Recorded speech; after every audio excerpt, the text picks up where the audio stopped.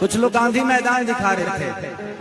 मैं चाहता हूं कि एक बार सारे लोग अपने बिहार के लिए अपने मोबाइल का लाइट जलाओ।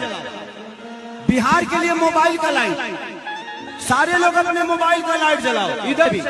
और बताओ, ये भागलपुर है और ये धरती बड़ी पूजनीय है और एक बिहार का बेटा है जिसका नाम खेसरिया है ना ताकत। मैं चाहता हूं कि एक बार सारे लोग अपने बिहार के लिए अपने मोबाइल का लाइट जलाओ। बिहार के वो देखिए भाई साहब, हमारे खेसारी लाल यादव ने दोस्तों बिहार में असली पावर दिखाई दिए। साउथ को हीरो की भी टक्कर दे रहे हैं दोस्तों।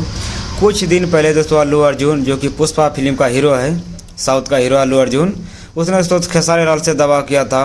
पटना में आया था अल्लू अर्जुन के, ऐसा दोस्तों माहौल नहीं बना पाए थे अल्लू अर्जुन ने, लेकिन हमारे खेसारी लाल यादव ने दोस्तों लकड़ा कोल भागलपुर दोस्तों, भागलपुर स्टेट में दोस्तों देखिए एकदम तगड़ा मचा दिया खेसारी लाल यादव ने दोस्तों। इसे बोलते हैं दोस्तों hit machine Khesari Lal Yadav, trending star.